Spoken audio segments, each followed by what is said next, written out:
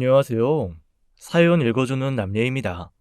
오늘도 와주셔서 감사드리며 오늘의 사연 시작하겠습니다. 안녕하세요. 저는 홍기를 놓쳐 노총각으로 살 뻔했다가 늦은 나이 결혼에 성공했던 40대 남성입니다. 저는 인물도 재력도 집안도 그저 그런 남자로 평범이라고 말하기에도 어려울 만큼 누군가의 결혼 상대가 되기엔 턱없이 부족한 사람이었어요. 제가 취직할 무렵 어머니의 투병에 쓴 병원비 때문에 벌어서 모아놓은 돈도 없었죠.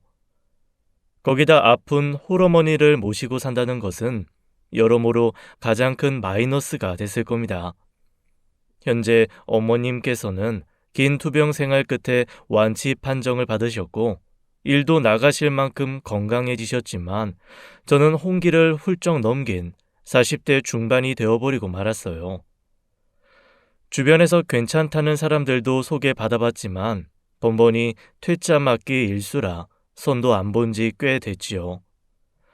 저도 저지만 어머니께서 상심이 크셨어요. 제 앞에서 내색은 하지 않으셨지만 본인이 제 인생의 걸림돌이 된 것 같다고 생각하시는 것 같더라고요. 그러나 저는 어머니를 원망한 적은 없습니다. 상황이 그렇게 된 걸 누구 탓을 하나요? 어머니께서 아프고 싶어서 아픈 것도 아니고 그렇다고 아픈 어머니를 외면할 수도 없었던 건데요.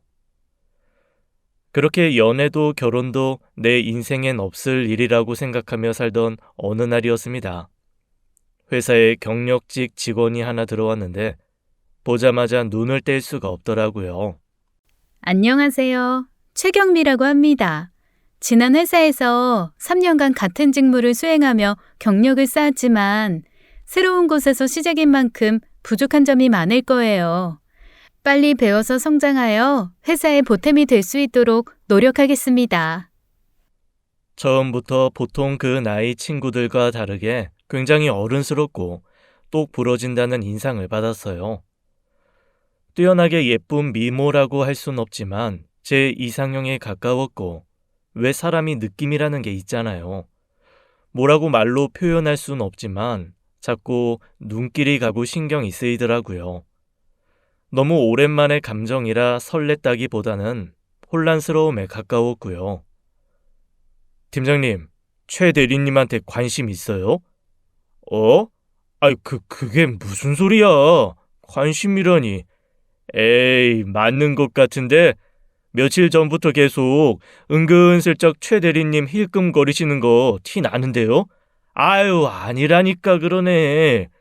그러지 말고 최 대리님이랑 한번 자리 만들어 볼까요?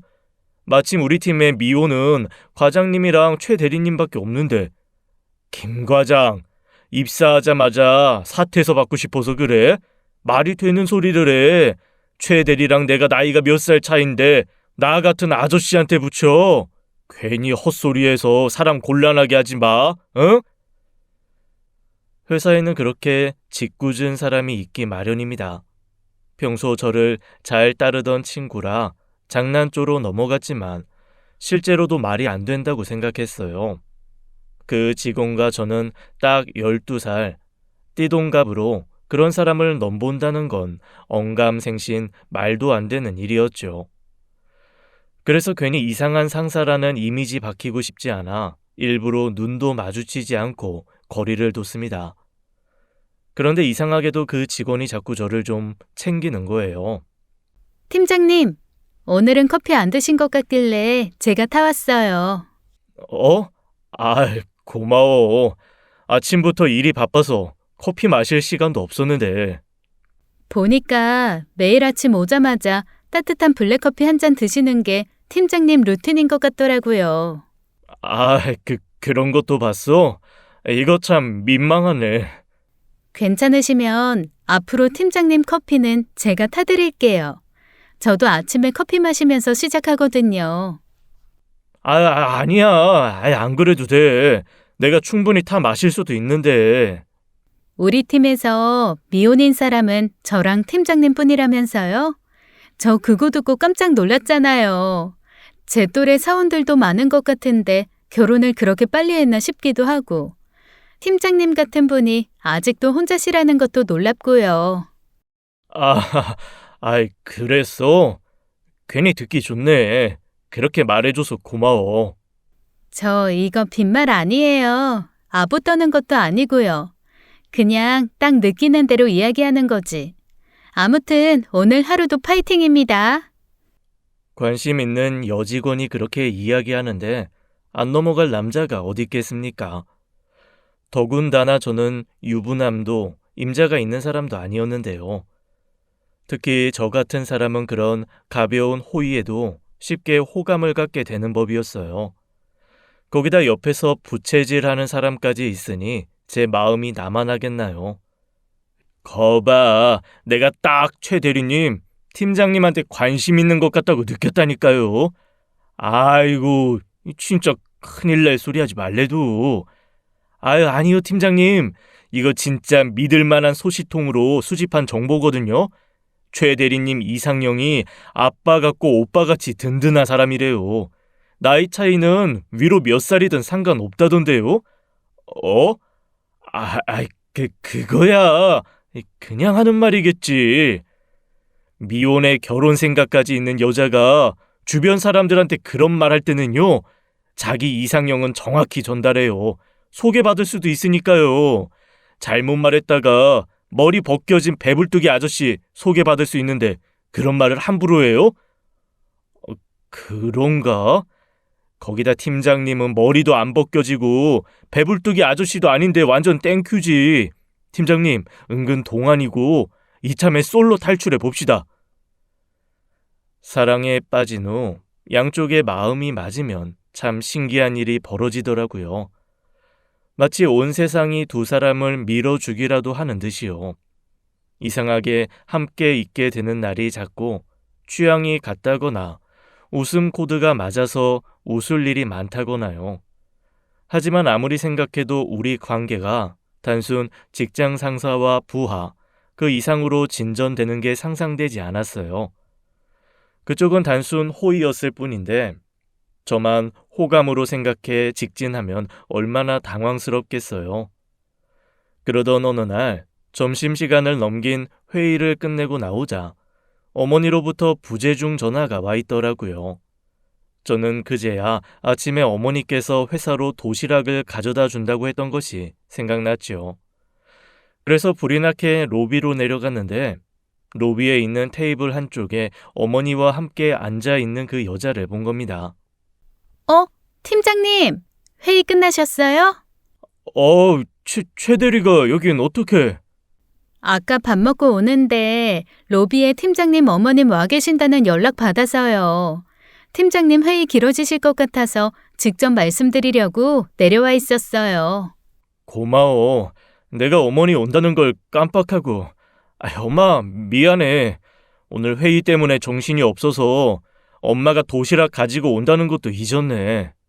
아유, 괜찮어. 일하다 보면 그럴 수도 있지. 내가 너 그럴 줄 알고 보온 도시락에 싸왔어. 지금 먹을 수 있는 거야? 가져가서 먹을게. 밖에서 그냥 사 먹어도 되는데 뭐하러 왔어? 멸치조림 맛있다고 도시락 싸달라고 할 땐 언제고? 그런 말을 뭐하러 해? 멸치조림 싸오셨어요? 우와, 저 그거 진짜 좋아하는데. 저 3년 전인가 남해에 갔을 때 먹어본 적 있거든요. 그때 처음 먹어봤는데 진짜 너무 맛있는 거 있죠? 저는 멸치가 그렇게 큰 줄도 몰랐잖아요. 어머, 좋아해요? 그럼 이거 그냥 아가씨 집에 가서 먹어요. 원호 너는 그냥 계란이랑 김치에 먹어라. 조림은 집에 와서 먹고. 아니에요. 그냥 저 좋아한다는 거 말씀드리려고 한 거지. 팀장님 도시락 뺏어 먹으려고 그런 거 아니에요. 방금 회의하고 나오셔서 피곤하실 텐데 양심 없이 어떻게 도시락을 뺏어 먹어요? 괜찮아. 가져가서 먹어. 우리 엄마 고향이 남해거든. 그래서 멸치조림 참 맛있게 잘해.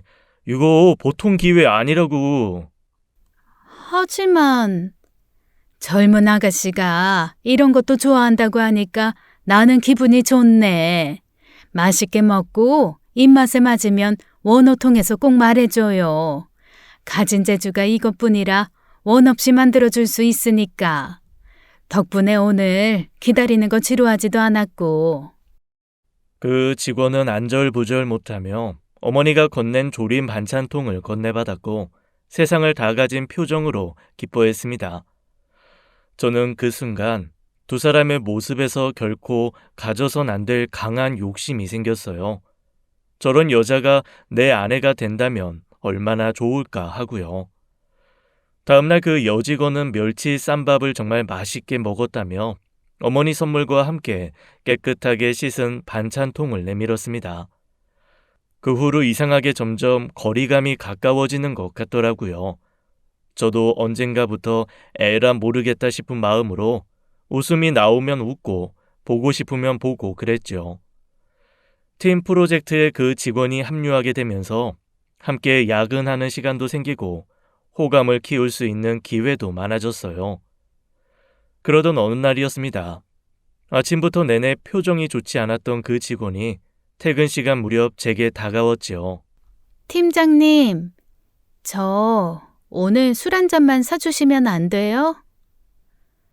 왜? 무슨 일 있어? 그게 실은 집안일이 좀 있는데 그냥 들어가고 싶지가 않아서요. 그래? 그러지 뭐. 퇴근 후에 로비에서 만나. 여자 앞에서는 집안일이라고 하니 꽤 걱정스러운 표정을 지었지만 설레서 눈을 마주 볼 수가 없었어요. 회식이 아니고서야 근무 시간 외에 만나 함께 식사하거나 술자리를 하는 일은 처음 있는 일이었어요. 그때까지만 해도 그 일이 제 인생을 통째로 바꿔놓는 어마무시한 사건이 될 줄은 꿈에도 몰랐습니다. 저녁으로 삼겹살을 먹고 이자카야에 가서 맥주를 여러 잔 했어요. 듣자 하니 여자의 집에는 문제가 되는 오빠가 하나 있는데 친정 부모의 재산에 손을 대놓고 또 돈을 달라 찾아온 모양이더라고요. 외아들이라 그런 형제를 가진 고충은 모르지만 얼마 전까지 저도 어머니 일로 마음고생을 한지라 그 마음은 충분히 이해되었죠. 그렇게 술이 한 잔, 두 잔 끝도 없이 들어가더라고요. 술이 웬 수지요. 뭐든 과하면 탈이 나기 마련이잖아요. 정신 차렸을 때는 웬 모텔방이었고 저는 제 옆에 누워있는 그 여자를 보고 심장이 철렁 내려앉았습니다. 확인해보고 말 것도 없이 저나 여자나 옷이라고는 아무것도 걸치지 않은 채였어요. 얼핏 분위기에 취해 함께 모텔에 들어왔다는 것이 기억났고 머리가 맑아지자 죽고 싶더라고요. 나를 어떻게 생각할까 싶어 겁도 나고 이 일이 회사에 알려지면 최악의 경우 퇴사도 각오해야 했으니까요. 저는 그 직원이 일어나기 전에 먼저 모텔을 빠져나왔고 주말을 보내는 동안 지옥에 있어야 했습니다.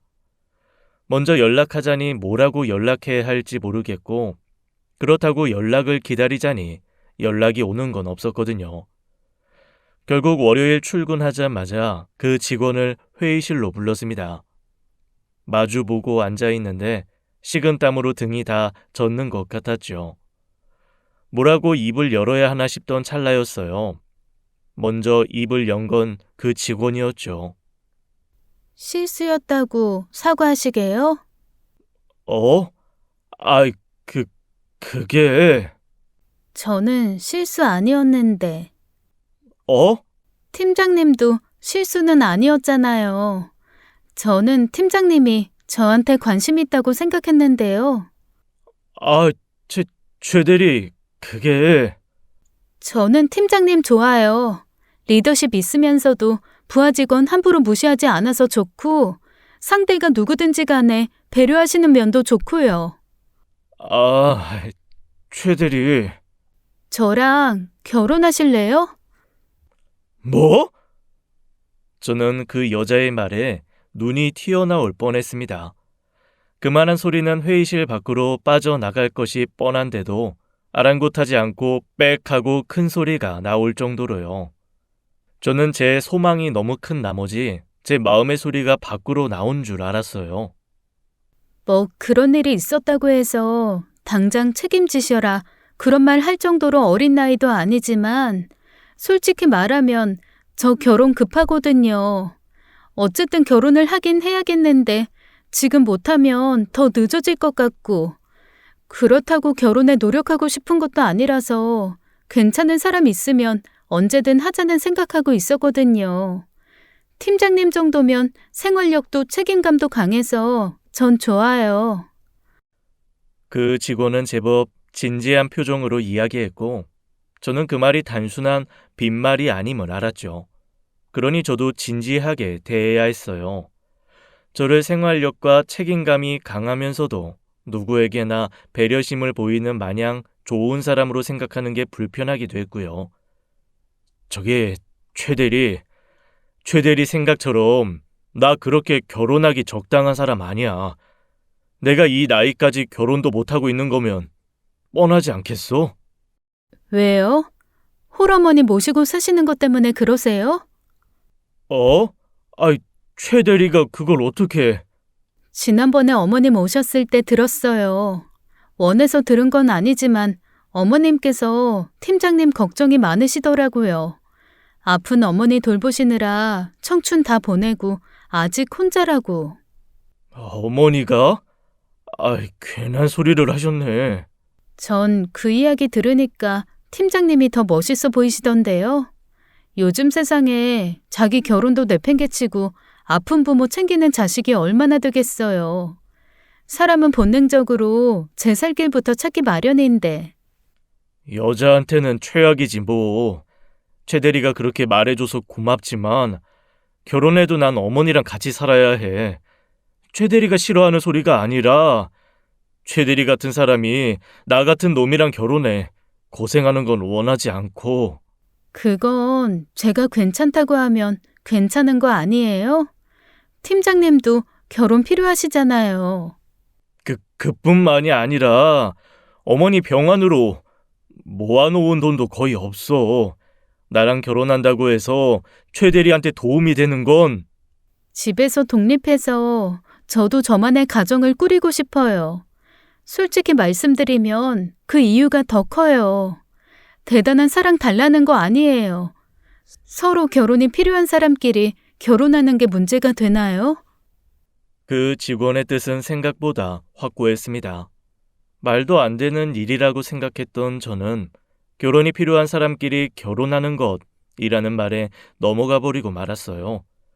그렇게 생각하지 안 될 일이 뭐가 있나 싶더라고요. 게다가 저는 그 직원에게 대단한 호감이 있었고 그 직원도 제가 괜찮다고 했으니까요. 제 결혼은 그렇게 성사된 것이었습니다. 원할 때는 아무리 찾아도 없던 제 배우자가 생각지도 못한 순간 갑자기 나타난 것이죠. 처음엔 대단한 사랑 없이 하는 결혼이 가능할까 싶은 마음도 있었습니다. 하지만 주변에 제 고민을 들은 사람들은 하늘같이 별 쓸데없는 생각을 한다더라고요. 임마, 너 그 나이까지 결혼 못한 거 다 이유가 있어. 결혼을 뭐라고 생각하는 거냐? 결혼할 사람 나타나면 운명의 종 같은 거라도 울리는 줄 안 거 아니야? 그게 아니라 결혼이 필요해서 하는 결혼이라는 게 좀 걸린다는 거지. 다 결혼이 필요해서 하지 임마. 필요 없으면 연애나 하고 살지 뭐하러 하겠어?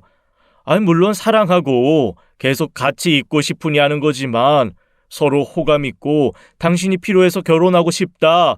당돌하게 이야기하는 여자가 어딨냐? 딱 하나만 생각해봐. 너 그 여자랑 내내 24시간 함께 있을 수 있겠어? 그럼 좋겠지. 나랑 그렇게 있어주는 여자라면 그럼 해. 진철이 자식은 뭐라고 하는 줄 아냐? 결혼에 잘 사는 것 같아도 집에 돌아가지 않는 여자친구랑 사는 기분이라고 불평할 때가 많아. 아무리 좋아도 24시간 붙어있을 각오가 되어 있으면 결혼 그까짓 거 그렇게 어렵게 생각할 일 아니라고. 늦게 하는 결혼인데다가 여자 쪽에서 결혼하고 싶다고 밀어붙이는 상황이니 고민이 많았던 거죠. 하지만 그런 걱정이 무색하게도 결혼 생활은 완벽 그 자체였습니다. 이래서 사람들이 다 결혼하려고 하는구나. 거절했으면 어쩔 뻔했나 아주 아찔할 정도로요. 아내는 결혼하고도 자기 커리어를 놓고 싶지 않다며 일도 계속했고 그러면서도 어머니를 도와 집안일도 거들었죠. 무엇보다도 어머니께서 아내를 굉장히 좋아하셨습니다. 딸도 없는 외아들 하나만 키우셨던 분이라 며느리가 아니라 딸이 들어온 것 같다고 얼굴이 다 폈더라고요. 이번 주말엔 어머니랑 둘이 나갔다 오려는데 당신도 친구라도 만나러 나갔다 와요. 어? 아니 나도 같이 가지 왜? 두 사람 운전기사에 짐꾼 해줄 자신 있는데. 운전기사 짐꾼도 쉬는 날은 있어야지. 안 그럼 고장나잖아요. 당신도 당신만의 시간을 가져요. 전 오랜만에 어머니랑 오붓한 시간 보낼 테니까. 제가 따로 부탁하지 않아도 딸처럼 어머니도 챙겼죠. 그러니 저는 아내를 위해서라면 무엇이든 할 수 있어서요. 내 인생에 없었을지도 모르는 행복한 결혼 생활을 주었고 어머니의 죄책감을 덜어준 고마운 사람이니까요. 하지만 그런 아내와도 갈등이 없었던 건 아닙니다. 바로 이세 문제였어요. 저는 비록 늦은 결혼이었지만 아이가 가지고 싶었죠. 그러나 아내는 아이를 원하지 않았어요. 그건 결혼 전부터 한 이야기잖아요. 난 아이 낳아서 키울 자신 없어요. 아무리 아이에게 모든 걸 다 쏟아서 키워도 우리 오빠 같은 사람이 나오지 않으리라는 보장도 없고, 난 오히려 준비되지 않은 사람들이 결혼했다고 당연히 아이를 갖는 게 문제라고 생각해요. 너무 극단적으로만 생각하니 그렇지. 당신한테 그런 부담 주고 싶지도 않고 할 수만 있다면야. 낳기도 내가 다 하고 싶지만 난 그럴 수가 없잖아. 다시 한 번만 생각해주면 안 돼? 나는 당신 닮은 딸 하나만 있으면 좋겠는데. 안 돼요. 나도 당신 위해서 뭐든지 다 하겠지만 그것만큼은 양보할 수 없어요. 아내는 뜻이 확고했습니다. 결혼 전부터 확실히 한 이야기이니 이제와 설득해봤자 소용없는 일이었어요. 하지만 사람의 욕심은 끝도 없다고 결혼만 하면 다른 건 아무래도 상관이 없었는데 결혼에 살다 보니 남들처럼 아이 낳고 키우는 삶도 욕심이 난 것이지요. 게다가 어렵게 얻은 며느리라 함부로 하지 못하는 어머님께서도 은근히 이세를 바라시는 것 같아 마음이 쓰였고요. 하지만 주변 친구들에게 이런 고민을 털어놓으면 다들 저를 나무나곤 했습니다. 야, 평생 노총각으로 늙어 죽을 뻔한 거 구제했으면 공주님처럼 떠받들고 살아도 모자랄 판에 뭐? 에이씨, 에라이 사기꾼아. 아니, 나도 알아. 그래서 그 뒤로는 말도 못 꺼냈지. 나도 내 욕심인 건 아는데 너희 자식 낳고 사는 거 보니 부럽기도 하고. 남들 부러워하다가 가랑이 찢어진다. 띠동갑 연하 아내 얻었으면 그냥 하고 싶은 대로 살라고 해드려. 근데 네 와이프 나이 정도면 못 나올 것도 아닌데 아예 협상의 여지가 없는 거야? 살짝 떠봤는데 비집고 들어갈 틈도 없이 단호해. 그러니 아쉬운 거지. 아쉽기야 하겠지만 어쩌겠어. 나이가 되든 안 되든 낳는 사람 마음이고 너 결혼 전에 아이 없이 살기로 합의했으니 자업자득이지. 친구들 만나 한잔하면서 제가 너무 욕심을 부렸단 생각이 들더라고요. 결혼해 준 것만으로도 고마워해야지 사내답지 못하게 뒤늦게 말 바꾸는 거 참 별로라는 생각도 들고요. 아내에게 미안한 마음이 들어 앞으로는 정신 똑바로 차리고 아내를 위하는 일만 하겠다 다시 한번 결심했죠. 그런데 그 결심이 채 사흘이 가지 않았습니다. 어느 날 퇴근하고 집에 오니 못 보던 애가 있는 거예요. 여보, 누구야? 그게 미안해요. 우리 오빠 아이예요. 오빠 아이? 형님한테 애가 있었어? 그렇대요. 이게 대체 어떻게 된 일인데? 저는 화도항당해 아이를 어머니께 맡기고 안방에 들어와 자초지정을 물었습니다. 그러자 아내는 죄 지은 사람처럼 쩔쩔매며 제 얼굴도 보지 못하고 그러는 거예요. 나도 몰랐어요. 근데 갑자기 오빠가 나타나서 친정집에 애만 맡기고 갔다는데 당신도 알다시피 우리 부모님이 애 키울 수 있는 형편도 아니고 당신하고 상의했어야 하는 문제인데 일단 급해서 애부터 데려왔어요. 뭐? 참나. 아예 어떻게 애가 저만큼이나 컸는데 다들 몰랐다는 거야? 말했잖아요. 우리 오빠 진짜 구제불능이라고. 나 결혼했단 소식 알리지 말라고 했는데 어떻게 알았는지 나 마음 약한 거 알고 데려다 놓은 거예요. 내가 외면하기 힘들다는 거 알고. 그래서 당신은 아이를 키우고 싶은 거야? 형님 아이를? 아니면 꼼짝없이 보육원에 보내야 하잖아요. 하지만 당신 아이 키우는 거 자신 없다고 했잖아. 그건 지금도 마찬가지예요. 그래서 지금 제 선택이 과연 옳은 선택일지 나중에 후회는 하지 않을지 너무 고민이 되는데 문득 그런 생각이 든 거예요. 저 애는 오빠 같은 애로 안 자랐으면 좋겠다. 세상에서 가장 평범한 아이로 모나지 않게 잘 자랐으면 좋겠다. 그런 생각이요. 당신 마음 이해가 안 가는 건 아닌데 솔직히 모르겠어. 어머니도 계시니 나 혼자만 결정한 일은 아닌 것 같고. 당신한테 정말 면목 없어요. 오빠한테 휘둘리는 친정에서 벗어나고 싶어서 결혼으로 독립한 건데 결국 내 문제를 당신한테까지 떠넘긴 것 같아서 고개를 못 들겠어요. 어머님께도 너무 죄송하고. 당신 잘못은 아니잖아. 왜 그렇게 죄 지은 사람처럼 굴어? 사람 마음 아프게. 괜찮아. 일단 고민 좀 해보자. 나도 어머니께 한번 이야기해볼게. 끝까지 눈 한 번 마주치지 못하고 바들바들 떨며 이야기하는 아내의 모습에 저도 마음이 약해졌습니다. 제 눈을 마주치지 못하는 다른 이유가 있다는 것은 꿈에도 상상하지 못한 제 말이에요. 아내와 대화를 끝내고 나가보니 어느덧 아이는 소파에 잠들어 있었어요. 저는 어머니를 모시고 방에 들어가 자초지정을 설명하며 조심스레 의견을 물었죠. 그랬더니 어머니 반응이 생각보다 나쁘지 않더라고요. 이것도 다 인연이다. 그냥 품어라. 괜찮겠어요? 그래도 내 자식도 아닌데. 저족하고 시족하고 자식처럼 키우는 집 알게 모르게 많어.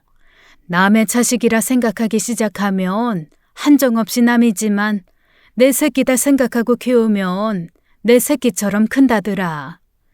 혹시 알아? 쟤 그렇게 품어주면 경미도 아이 생각이 바뀔지. 그러니 일단 품어줘. 가는 게 있어야 오는 게 있지. 어머니 말씀을 듣고 보니 일리가 있더라고요. 아이를 키워본 적 없으니 섣불리 두려움부터 느꼈던 아내가 처조카를 키우면서 생각이 달라진다면 그건 그거대로 좋은 일이었으니까요. 그렇게 생각지도 못하게 저는 7살 난 딸 아닌 딸이 생겼습니다. 그게 나쁘지 않았어요. 어머니 조언대로 남의 자식이라고 생각하지 않고 내 자식 생겼다고 생각하니 정도 들더라고요. 부모 없는 애 데려다 입양도 하는데 아내 혈육 데려다 키우는 건 일도 아니죠. 그런데 평소와 다름없이 저녁 식사하던 어느 날이었습니다. 엄마, 나 계란말이. 계란말이 말고 나물이랑 버섯볶음도 먹어야지. 맛없어. 계란말이. 평소에 아이는 아내에게 고모, 저에게는 고모부라고 불러요. 그런데 아이가 자연스레 아내를 엄마라고 불렀고 아내는 또 자연스레 그걸 받아주는 겁니다. 마치 그게 너무도 당연하다는 듯이 말이에요. 그게 크게 잘못된 일이라 바로 잡고 싶다는 건 아니었지만 이성에서 식사 끝나고 물었어요. 세라가 당신한테 엄마라고 하던데? 세라가요? 그랬나? 아까 밥 먹을 때 그러던 걸 당신은 의식도 못한 거야? 그러게, 내가 어느새 세라 엄마가 됐나 봐요. 이래서 정이 무섭다죠. 왜 울고 그래? 7살이면 제 엄마 얼굴도 기억할 텐데 세라가 나한테 엄마라고 했다니 마음이 좀 아파서요. 저는 괜히 말을 꺼냈나 했습니다. 그런 식으로 생각될 거라고는 미처 생각하지 못했으니까요. 저는 아이를 마음으로 받아들이는 과정이라 생각하며 아내가 언젠가 아이를 갖자는 이야기하길 기다렸죠. 그런 날은 오지 않았지만요. 아이는 가끔 아내를 고모라고 했다가 엄마라고 하면서 저에게는 고모부라고 했다가도 아저씨라고도 했습니다. 어머니는 아이가 아직 어린데다가 환경이 자주 바뀌니 혼란스러워 그런 거라며 기다려 달라더라고요. 저는 장가도 늦게 간 만큼 아빠가 되려면 한참 멀었나 보더라고요. 나름대로 마음 다해 키우고 있는데 양육자로 인정받지 못하고 있었으니까요. 그런 마음을 알았는지 아내가 중간 역할을 잘 해주었어요. 세라야, 아저씨 아니고 고모부라고 해야지. 아, 맞다. 죄송합니다. 괜찮아. 세라가 아직 고모부가 어색해서 그렇지 뭐. 세라 지금 입고 있는 예쁜 옷도 고모부가 사준 거고 가지고 싶다고 했던 핑 장난감도 고모부가 생일 선물로 사주셨잖아. 그럼 어떻게 해야겠어? 말 잘 듣고 고모부라고 불러야 돼. 그래, 항상 고모부한테 감사한 마음 가지고 배꼽 인사해야 한다고 했지? 고모부, 감사합니다. 핑 장난감 사주셔서 감사합니다. 예쁜 옷도 사주셔서 감사합니다. 아이를 잘 키울 수 있을 것 같지 않아 출산을 원하지 않는다던 아내는 생각보다 아이를 잘 돌봤습니다. 아이가 울거나 떼를 쓸 때도 어쩔 줄 몰라 하는 저와 달리 당황하지 않고 꽤 능숙하게 다루더라고요. 어머니는 그걸 보시고 어디서 공부라도 해왔나 보다고 기특하다며 좋아하셨어요. 책임감이 강했던 아내는 회사에서도 자기가 맡은 일은 어떻게든 배워서라도 스스로 해내는 성격이었거든요. 그러니 아이를 맡게 된 이상 익숙치 않은 육아 역시 남몰래 꾸준히 공부해 왔던 게 분명하다고 생각했죠. 게다가 아이와 함께 살게 되면서 좋았던 게 어머니가 몰라보게 밝아졌다는 것이었어요. 그 조망만한 작은 아이가 우리 가족에게 미치는 영향이 정말 대단하더라고요. 아이 하나 들어왔다고 하루에도 몇 번이나 웃는 일이 늘었거든요. 우리 어머니가 저렇게 잘 웃는 분이셨나, 웃을 때 저런 표정도 나오는구나 하고 새삼스레 그런 생각이 종종 들었죠. 이게 다 아내 덕분이었으니 제가 어떻게 아내를 사랑하지 않을 수가 있었겠습니까? 그러니 아내가 작정하고 저를 속이려 들어도 저는 기꺼이 속아줄 준비가 되어 있었다고 해도 무방했지요. 그러던 어느 날이었습니다. 집 근처 아파트 현관과 한참 떨어진 곳에서 낯선 남자와 함께 있는 아내를 발견하게 된 것이에요. 그것은 아파트 후문으로 우리 가족이 평소엔 자주 가는 곳은 아니지만 그 근처에 있는 붕어빵 노점상이 열리는 겨울이면 종종 붕어빵을 사러 가곤 했습니다. 그날도 퇴근길에 다 같이 먹을 붕어빵을 사가지고 오는 길이었어요. 여보! 빨리 좀 가라니까. 이러다, 여보. 저는 반사적으로 아내를 그 남자로부터 보호하기 위해 다가갔고 아내는 뒷걸음질 치며 제 곁으로 붙었죠. 저는 아내를 뒤로 숨기며 물었어요. 당신 뭡니까? 뭔데 내 와이프 붙들고 있는 겁니까? 남자는 날선 제 목소리에 꽤나 흥미로운 듯한 표정으로 저를 기분 나쁘게 훑어보고는 피식 웃더라고요. 이번엔 꽤 큰 거 하나 물었나 보네. 뭐요? 야, 최경미, 나 분명히 말했다. 나 그렇게 인내심 좋은 사람 아닌 거 알지? 내일 모레까지 준비해놔. 안 그러면 뒷일은 알아서 하시고. 남자는 저는 상대도 하지 않고 아내를 향해 그렇게 빈정대며 멀어져 버렸어요. 저는 너무 당황스러워 멀어지는 남자의 꽁무니만 보다가 황급히 아내에게 몸을 돌렸죠. 무슨 일이야? 저 사람 누군데? 여보. 아내는 남자가 멀어지자 긴장이 풀린 듯 그대로 주저앉았고 엉엉 울기 시작했어요. 내 사랑하는 아내가 누군가에게 위협을 받아 슬퍼하는 모습이라니 세상에 어떤 남자가 그걸 두고만 봅니까?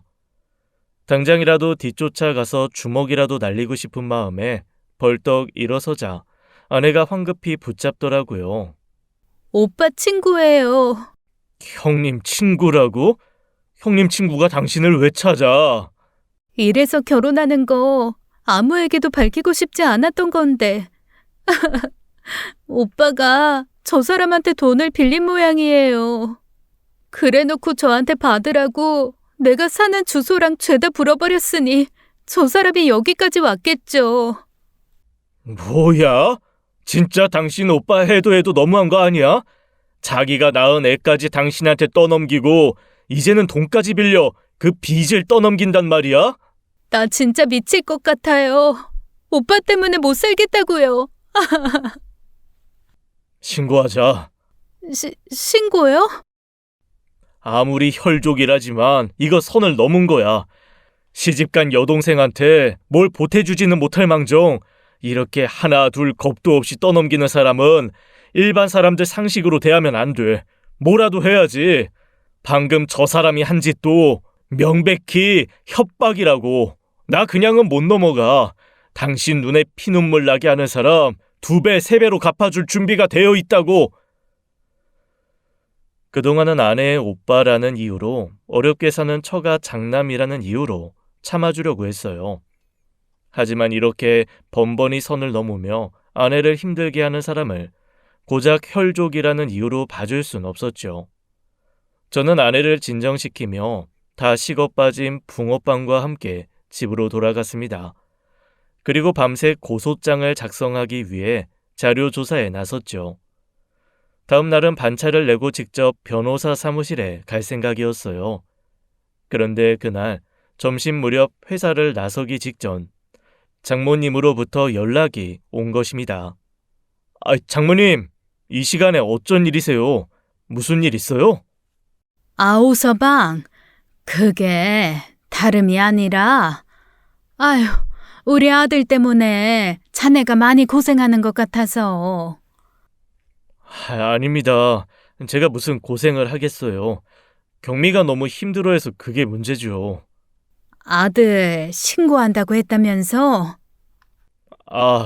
들으셨어요? 죄송해요, 장모님. 이렇게까지 하고 싶진 않았는데 형님 친구가 집 근처까지 찾아와 협박을 하는 바람에 세라, 정말 예쁘고 저한텐 딸 같은 아이지만 엄밀히 따지면 형님 자식이잖아요. 자기 자식을 여동생한테 떠넘겼으면 최소한의 양심이라도 있어야죠. 나도 알아. 그 녀석이 원래 좀 그런 구석이 있어. 우리도 두 손 두 발 다 들었지. 부모도 이런데 자네 속이야 오죽하겠어. 근데 오서방, 한 번만 좀 봐주게. 내 자식 허물이야 내가 더 잘 알지. 근데 그런 놈도 자식이라고 자기 동생한테 고소장 받게 된다니 너무 마음이 아파서 잠도 못 자겠어서 그래. 하지만 장모님, 경미가 정말 너무 힘들어해요. 아시잖아요. 경미가 그동안 뭐 때문에 그렇게 힘들게 살았는지. 많이 봐달라는 얘기도 안 하겠네. 딱 이번 한 번만 더 눈 감아주게. 또 이런 일이 있으면 그 다음엔 내가 호적에서 파는 한이 있더라도 가만히 안 있을 테니까. 다른 사람도 아니고 내가 고소할 사람의 부모가 직접 전화해 그런 이야기를 하니 어쩌겠어요. 그 순간 단호하게 밀어붙일 수 있는 사람이 많진 않을 거라고 생각합니다. 결국 저는 변호사 사무실에 찾아가지 않았고 퇴근 후 아내와 그 문제에 대해 상의했죠. 아내는 오랜 고민 끝에 입을 열더라고요. 당신한테 염치 없는 거 알지만 딱 한 번만 좀 도와줘요. 어떻게 말만 해. 오빠가 그 사람한테 빌린 돈이 2천만 원이래요. 그것만 갚으면 오빠 빚은 다 해결되는 거라니까 그것만 좀 해결해줘요. 당장 내 수중에 있는 돈이 없어서 그래요. 당신이 일단 해결해주면 매달 몇 %씩 갚는 걸로 할게요.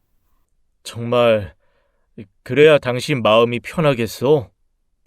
이미 그 사람은 우리 집 알게 된 이상 돈 받을 때까지 우리 찾아올 거고 질 나쁜 사람이라 괜히 어머님이랑 세라한테 해코지할까봐 무서워서 그래요. 그런 사람들 협박죄 같은 걸로 고소해도 눈 하나 깜빡하지 않은 사람들이잖아요. 그거야 그렇겠지. 당신 원하는 대로 해. 돈은 내가 내일 당장 통장에 넣어줄 테니까 그 사람한테 바로 보내. 괜히 또 형님한테 보냈다간 다른 데로 새어나갈 수 있으니까. 고마워요. 정말 고마워요, 여보. 아내가 저를 껴안고 어깨를 들썩이며 우는데 마음이 너무 아팠습니다. 가족이랑 굴레를 영원히 지고 살 것 같아 더 마음이 아팠던 거예요. 아내가 좀 더 모진 사람이었더라면 자기한테 피해주는 가족 따위는 가족이라고 생각하지도 못하는 사람이라면 좋았을 거라고 생각했죠. 그 눈물에 감춰진 새카만 진실이 있는 줄도 모르고 말이에요. 그 뒤로 몇 달은 문제없는 행복한 시간을 보냈습니다. 집안은 어느새 네 식구가 찍은 사진들로 채워졌죠. 저는 사람 냄새 나는 집이 참 좋았어요. 이전에도 제가 들어오면 어머니가 차려주신 맛있는 저녁상이 저를 반겼지만 처자식이 있다는 건 역시 비교할 수 없을 만큼 좋은 일이었죠. 비록 자식이 아니라 처조카였지만 이젠 제법 고모부 소리도 입에 붙어서 곧잘 제게 애교도 부리곤 했어요. 고모부, 저 이번에 받아쓰기 100점 맞았어요. 우와, 세라 완전 똑똑이네. 이러다가 우리 세라 하버드 가는 거 아니야, 하버드? 아유, 그렇게 비행기 태우지 마요. 왜? 받을 건 제대로 칭찬받아야지. 비행기? 비행기 타는 거야? 뭐? 세라, 비행기 타고 싶어? 네, 저 비행기 한 번도 안 타봤어요. 그러고 보니, 여보, 이번 여름에 휴가 내서 다 같이 여행이나 가자. 베트남 어때? 갑자기요? 그것도 나쁘진 않겠네요. 어머님께 여쭤보고 그렇게 해요. 우와, 그럼 진짜 비행기 타는 거예요? 아싸, 미연이한테 자랑해야지. 미연이가 자긴 비행기 100번 타봤다고 자랑했거든요. 100번? 하하, 그럼 고모부는 1000번 태워준다고 했다고 가서 자랑해. 네, 아니 10,000번 태워준다고 할게요. 어머, 어쩜 둘이 그렇게 죽이 잘 맞아. 누가 보면 진짜 분연 줄 알겠어. 마음으로 세라 생각하는 사람으로는 내가 1등일 거야. 그렇게 처음으로 온 가족이 함께 가는 해외여행을 앞둔 어느 날이었습니다. 퇴근길에 낯익은 누군가를 마주친 거예요. 그 남자는 뻔뻔하게도 금연 표시가 되어 있는 담벼락 옆에서 담배를 피우고 있었죠. 저를 보자마자 피우던 담배를 그대로 바닥에 비벼 끄고 제게 다가오는 겁니다. 뭡니까? 이제 볼 일은 없을 텐데요. 돈 줬다고 땡은 아니지. 내가 최경미한테 귀한 걸 하나 맡겨놨는데 도통 돌려주려고 하질 않아서 말입니다. 귀한 거요? 뭘 말입니까? 당신이 가져갔으면 가져갔지. 경미가 가져갈 게 뭐가 있다고요? 그러게, 나한테 가져갈 게 있더라고요. 내가 분명히 잠시만 맡아달라고 했거든요. 근데 무슨 욕심이 났는지 갑자기 말을 바꿔 자기가 가지고 있겠다는 거야. 그러니 내가 얼마나 황당해. 그래서 내가 말했지. 그렇게 그게 정정당당하게 가지고 싶으면 그만한 값을 내라. 그러면 내가 깔끔하게 손 털고 가겠다. 너무 정의롭지 않아요? 근데 이 뻔뻔한 게 그 뒤로 내 연락을 씹어. 그러니 내가 화가 나겠어요, 안 나겠어요? 대체 그게 뭔데요? 내가 경미한테 가서 돌려받아 올게요. 경미한테는 내가 더 좋은 거 사주면 됩니다. 그래요? 그럼 가서 가져와 봐요. 그러니까 대체 그게 뭐냐고요? 세라. 네? 최세라, 내 딸. 저는 엄청난 분노를 느꼈습니다. 감히 어떻게 그런 말을 할 수가 있나요? 사람이 뻔뻔하고 모렴치한 것도 정도가 있지요. 어떻게 이젠 처조카까지 들먹이며 이용해 먹으려고 하냐고요. 저는 사람이 머리끝까지 화가 나면 저도 모르게 안 하던 짓을 하게 된다는 걸 알았습니다. 저도 모르게 주먹을 힘껏 날렸거든요. 하지만 그 남자는 제 주먹을 가볍게 피했고 애초에 상대할 가치도 없다는 듯 거리를 두고 그러더라고요. 최경미, 그렇게 좋은 여자 아니야. 당신이 생각하는 현모양처 그거 다 쇼라고. 아마 당신 그 여자 실체 알면 지금 그 주먹 그 여자한테 휘두르게 될걸? 지금 무슨 말을 하는 겁니까? 더는 내 아내를 모욕하지 마세요. 당신 최경미 앞으로 혼인관계 증명서 한번 떼본 적 있어? 뭐요? 그거 참 볼만할 텐데. 남자는 저를 보고 기분 나쁘게 이죽거렸습니다. 그리고는 한번 잘 알아보라며 다시 한번 빈정대며 멀어졌죠. 저는 그 자리에서 한참을 우두커니 서 있었어요. 얼마나 그렇게 서 있었는지 모릅니다. 경비 아저씨가 다가와 뭐 하느냐고 묻고 나서야 비로소 움직일 수 있었죠. 그만큼 충격이 어마어마했어요. 그 남자의 말을 다 믿은 건 아니지만 혼인관계 증명서라는 이야기를 들으니 없는 이야기를 하는 것 같지도 않았습니다. 세상에 결혼하는 부부 중 얼마나 많은 사람이 상대방의 혼인관계 증명서를 미리 떼보고 결혼하겠어요. 믿음을 준 상대가 이혼 이력이 있다는 말을 미리 하지 않았으면 당연히 없다고 생각하지요.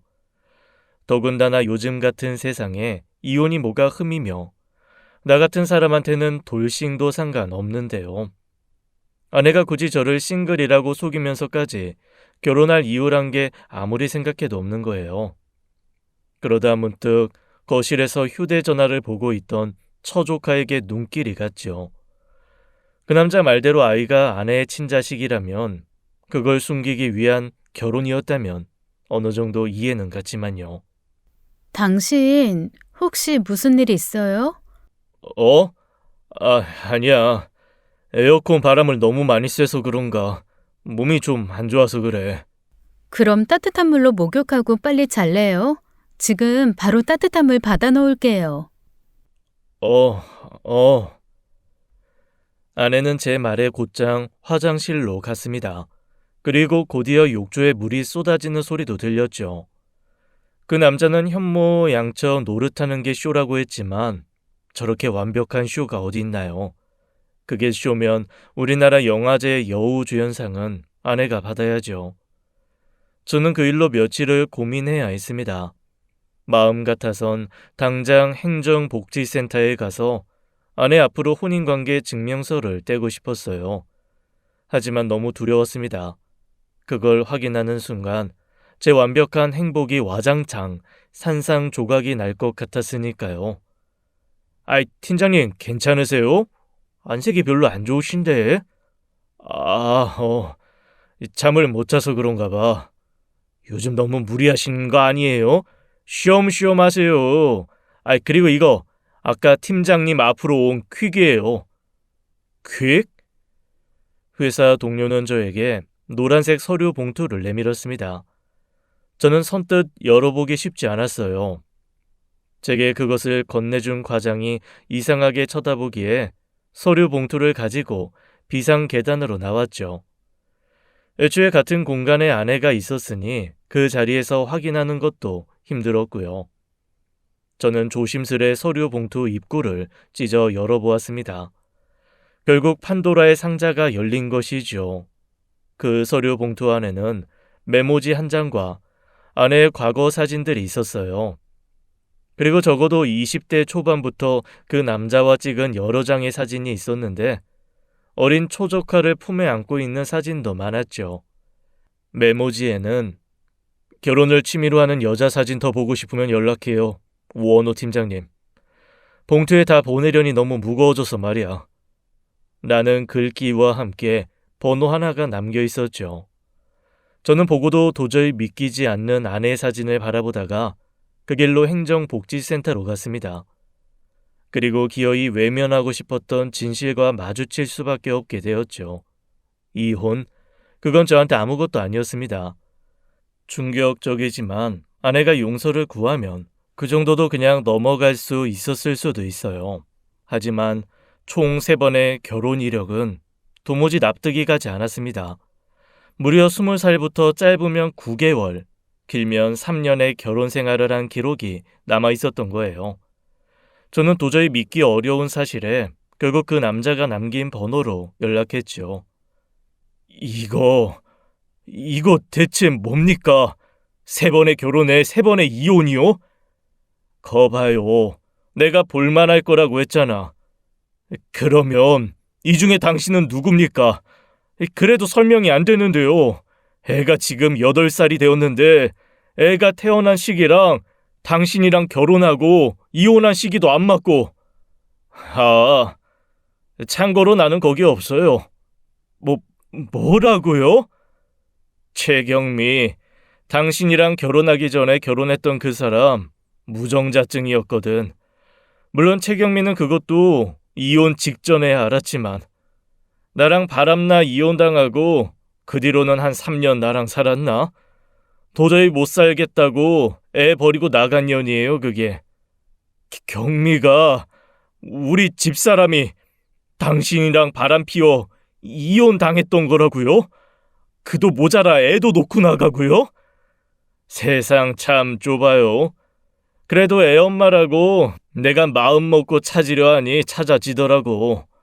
내가 그만큼 키워놨으니 잠시만이라도 좀 맡아달라고 한 거예요, 양심 있으면. 대체 뭐라고 했는지 그쪽이 넙죽 받아준 모양이지만. 잠깐만요.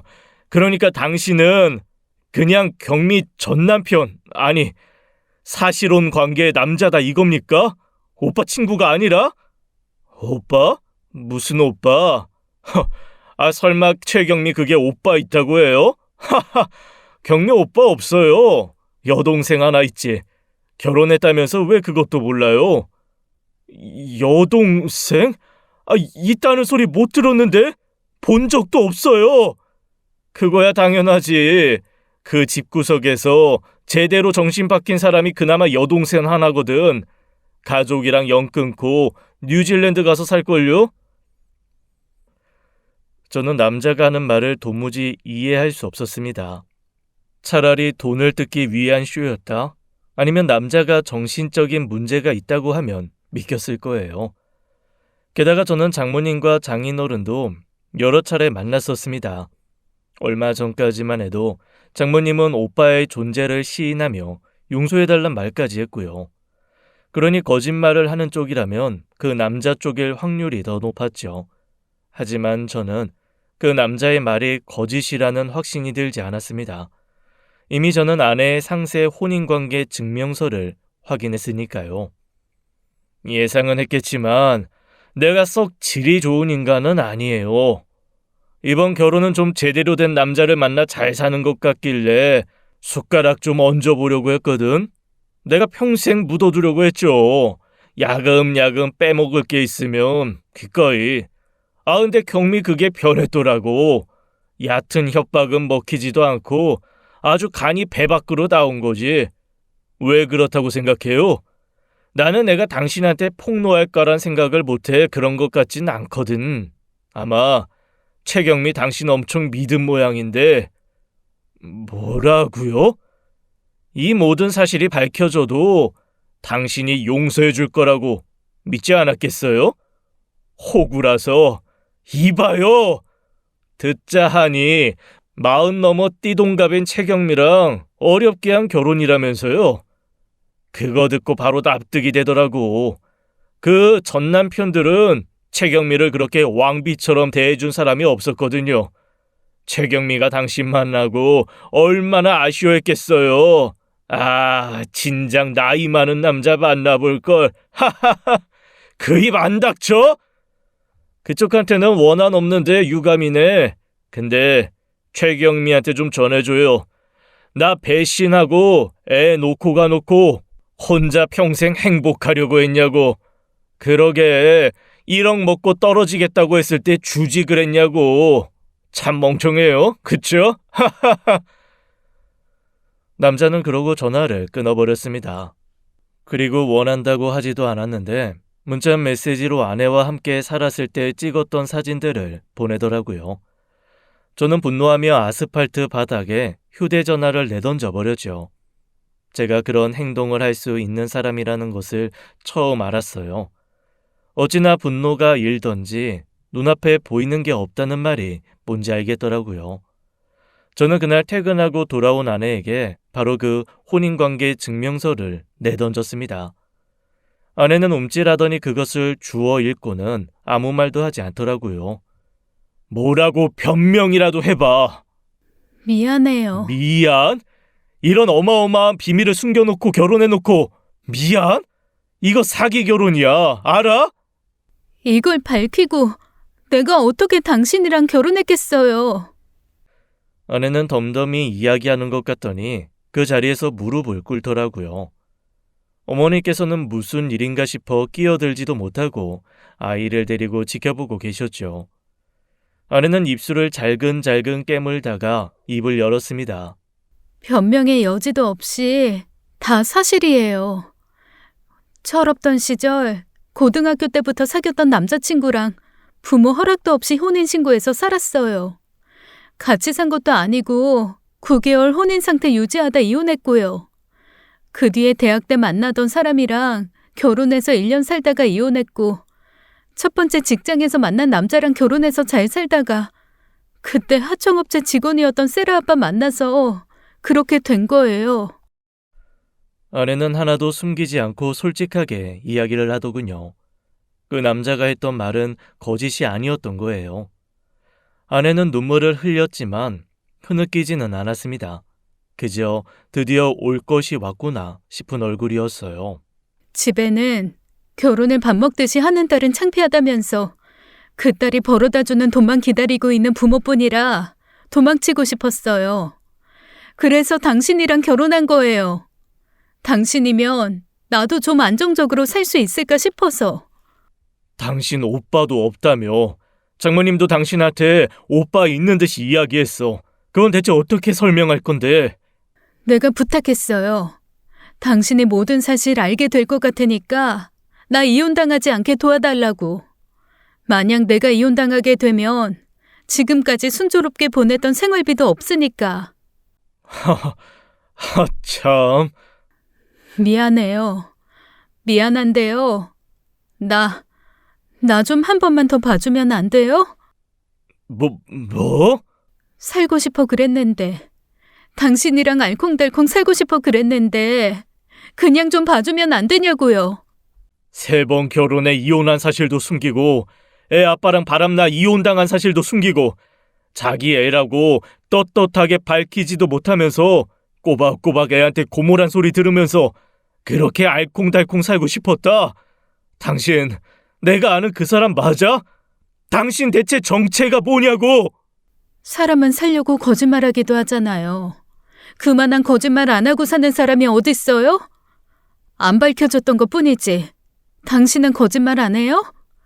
나만큼은 아니어도 당신도 숨기고 싶은 과거 하나쯤 있을 거 아니에요. 아니, 나는 적어도 내 배우자에게 죽을 때까지 숨길 만한 과거는 없어.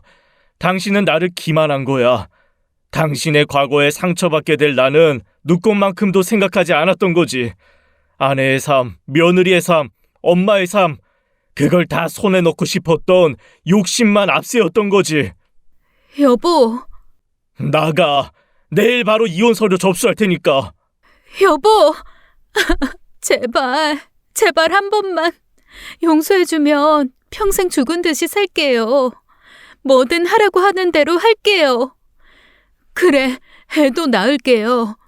2, 3, 당신이 원하면 얼마든지. 제발 그만 좀 해. 나를 대체 얼마나 더 비참하게 만들 거야. 당신이 나한테 무슨 짓을 했는지 아직도 몰라 그래? 여보. 그 여보 소리 좀 그만해. 듣기 싫으니까. 당장 짐 싸서 나가. 나 당신한테 호구되고 싶었던 거 아니야.